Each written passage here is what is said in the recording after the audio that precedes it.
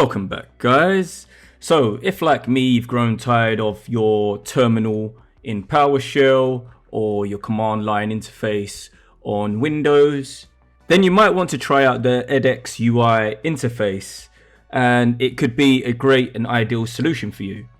This incredible full screen cross-platform terminal emulator and system monitor boasts a design reminiscent of classic sci-fi films such as 2001: Space Odyssey, the original Aliens, Blade Runner, Matrix, and so much more.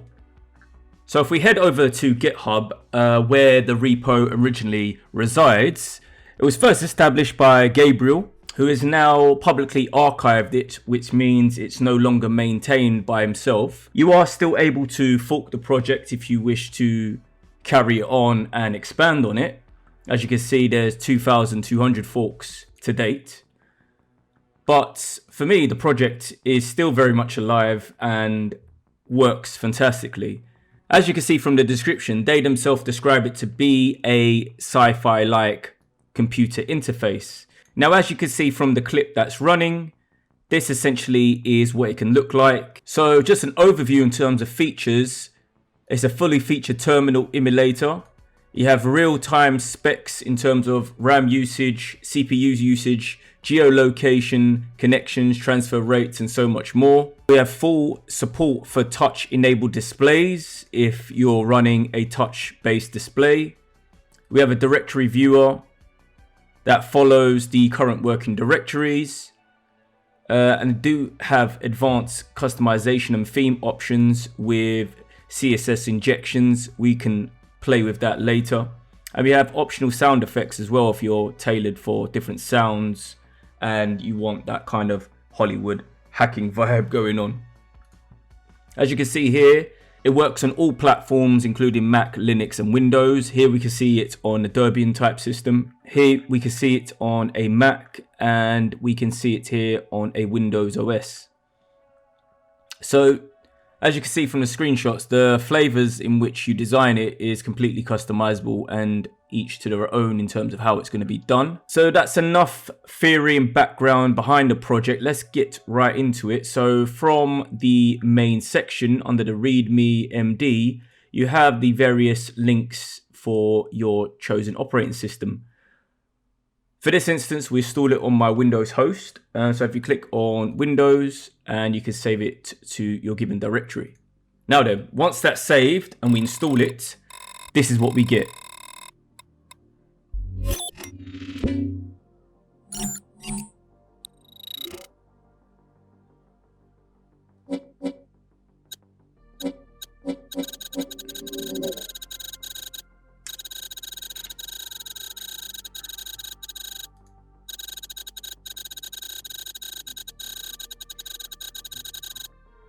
So if we start from the left, we can see that we find the clock and system information.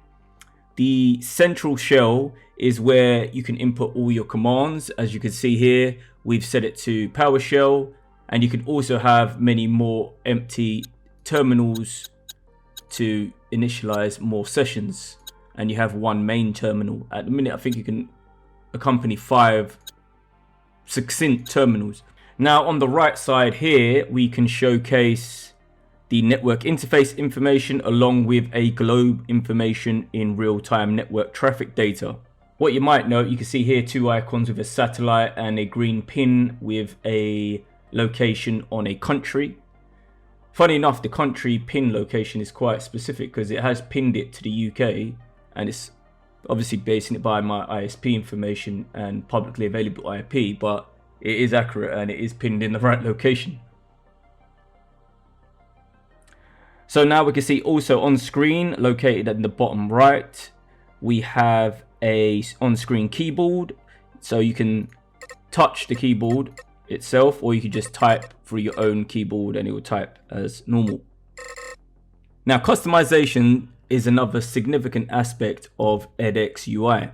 By accessing the file system at the bottom left corner here, we can navigate to the themes folder. Now, the theme folder is saved under the roaming data. You can save it to whatever directory you would like. So let's navigate to that. And as you can see here, it's under app data, and then we can go to roaming. If you want to go back up a directory, you just go to this go up folder, and that'll take you back one step. So we go into roaming, and then we can click this eDEXUI. Now here's all the accompanying folders for the application itself. We have a themes folder. Now, as you can see here, we have many JSON files. These JSON files are all specific designs based on what's available. Once you click one of these JSON folders, it will reload the application and apply the given design you've wanted. So for example, we can go for navy note. And as you can see here, the UI is turned blue. The intro is turned blue, and the accompanying designs have also changed. And it's that easy. What you might want to note as well, each UI has a different kind of flavor in terms of how the interface is arranged. So you might want to go through them and find the right fit for you. So for me, as a whole, the eDEX-UI serves as an excellent alternative to a standard terminal that you might find in Linux, Mac, or Command Prompt or PowerShell in Windows. However, it's important to note that the developers have archived this project on GitHub and hence halted its development. Consequently, the application may contain bugs, zero-day threats, or consume considerable resources that might have been optimized should the project have been maintained. If we bring up a task manager, we can actually see how much resources this is actually taking. It's taking 17% of my CPU, and it's running roughly around 250 to 300 megabytes of memory, which is considerable when it comes to how much RAM you have available in your systems. I'm in no shortage of RAM, almost at 120 myself. But for individuals with a lower spec system, this might be overkill and it might slow down significantly your operating system. So let's look into customization of one of the themes so we can see what else can be done. So if we just close the application for now. All right, if we navigate to where the themes reside under the app data roaming eDEX-UI themes, we can see all the themes that are present here. Now, if we want to create our own, we can simply just take one that we do like, say, for example, the Matrix one. And then we can see the format and the way it accepts the values in order to customize the UI. So if we first copy this, paste it back here, and then we could just name it. I'll call it Ace for this instance. And then copy all of the code. Now we can run a Visual Studio and look at the code in more detail. We can now see we got the RGB values and they indicate whichever one is going to be red, green or blue in this instance. Then they also have a black, light black and grey being specified under the color schemes. Then you got the CSS variables, and this specifies the fonts that are going to be used in this design. Next you have the terminal, which is that middle section that we looked at where the PowerShell resides. And we have the font family, we got the cursor style, foreground, background, cursor accent color, and then you have the selection as well. So it's quite detailed of how customized you want your terminal to be. And then you have that globe setting where we saw the satellite and the globe spinning. And now you can see a satellite color, a pin color, a marker color, and a base. So it's quite specific in terms of how the code is written and what it's doing. So for me, I'm going to change it up a little bit. I've written some of my own code, so I could just paste some of the values in here and dump some of the other ones. So for me, on the RGB front, I'm going to keep that. I'm going to get rid of, I'm going to add actually a background. I'm also going to add a main textual color and then a secondary textual color. I'm also going to add in an accent color. and that's perfect for me. Now for the font, I'm going to change that to Consolas, and then I'm also going to change that as well to the same font type. For the terminal, I'm going to also use the... Actually, I'm going to leave the terminal the same way the Matrix one is done.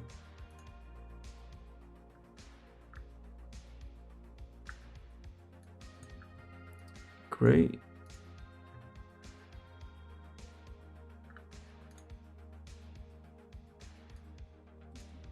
We're just looking at this.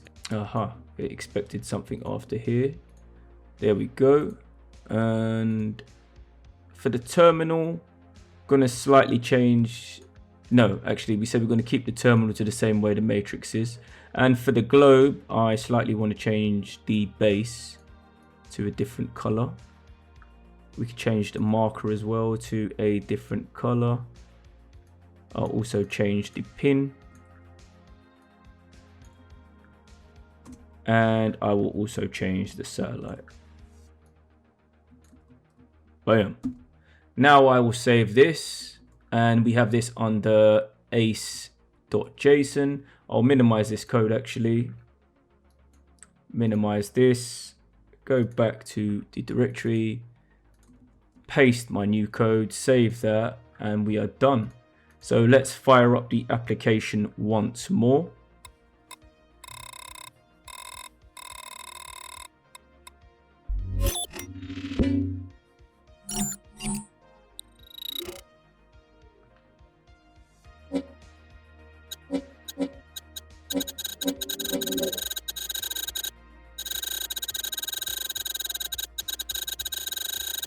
All right. So let's navigate to the directory once more. Go on the users, and we said it was under app data, roaming, and we found it under eDEXUI. Now here we got themes. Now we have our ace.json. So once I run this, it will execute our new code and theme that we just made. So let's do that. Nice. So we kept the blue, which I did like in the other theme. The intro again, it comes up blue. It's got my name on the intro. We kept the matrix kind of color on the terminal, which I do like. And the rest of the theme is kind of this naval blue color.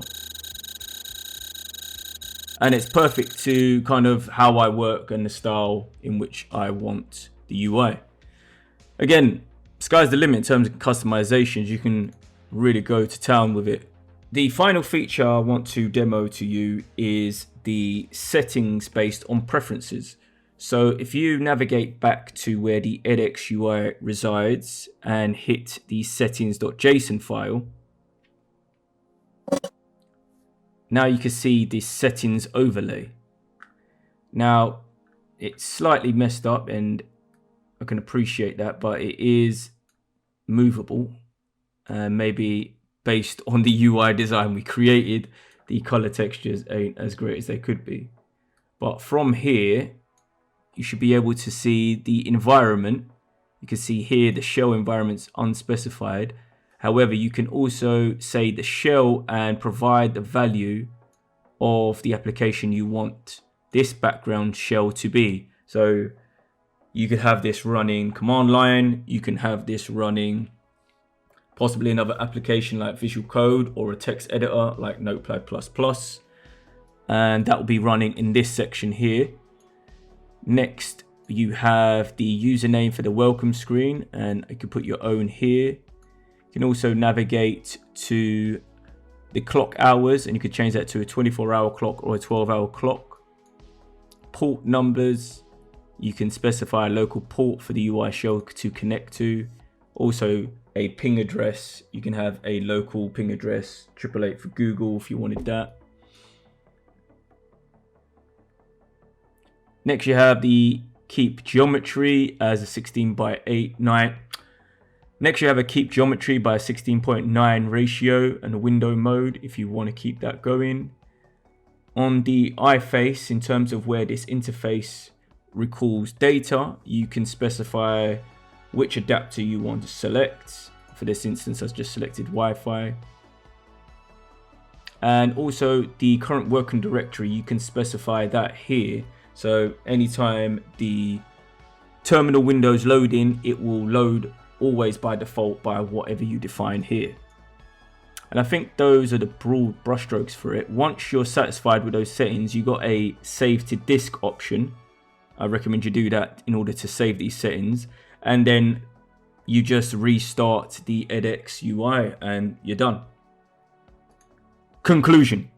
That was eDEX-UI, which offers a visually engaging and feature-rich alternative to your traditional terminal emulators or command line interfaces that you're used to on your operating system. Its sci-fi inspired design and customizable theme options provided me, at least, a refreshing experience, while its extensive functionality enables efficient multitasking and monitoring of all system operations.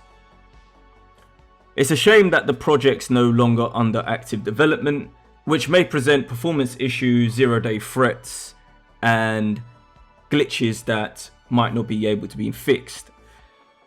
Given that, eDEX-UI is definitely worth a try, and I would love to hear your thoughts, experience, and customizations that you've done, and I hope this video has helped you get started with that.